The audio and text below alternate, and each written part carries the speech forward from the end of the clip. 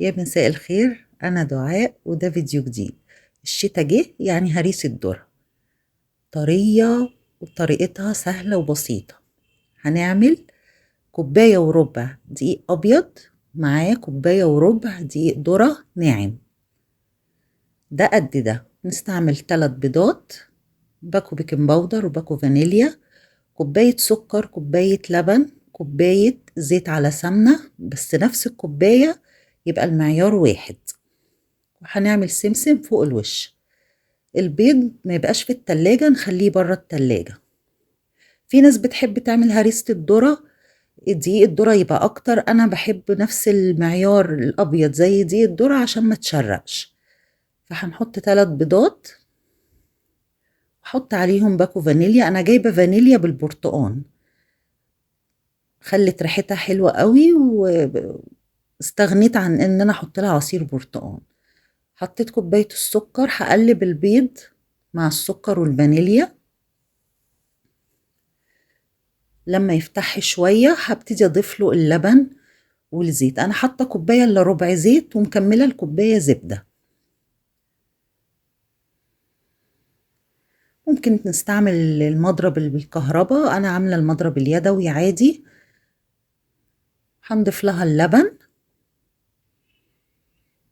اللي عايز يقسم الكميه دي اللي هي كوبايتين ونص كلهم على بعض، يزود في دقيق الذره ويقلل في الدقيق الابيض براحتكم، بس هي بتشرق شويه لو دقيق الذره اكتر.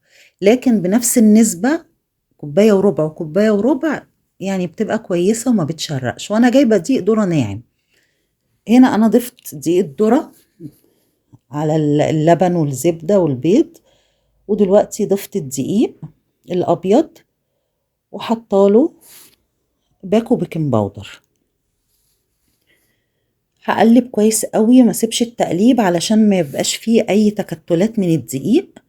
كده انا فضلت اقلب، مفيش اي تكتل خالص. ما تسيبوش التقليب خالص لحد ما تلاقوا الدقيق ده كويس قوي.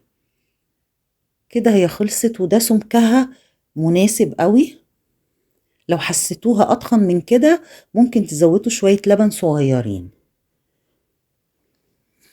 انا دهنه الصينية بالفرشة بسيط زيت ومبدراها بالدقيق. وكده انا حطيت الهريسة ورشيت عليها سمسم. سمسم متحمص يعني، مش سمسم ابيض.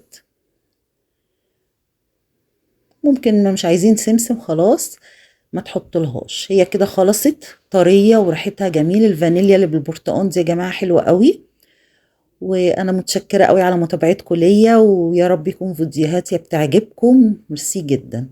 لو عجبتكم فيديوهاتي يا ريت نشترك في القناة ونفعل الجرس. ميرسي جدا.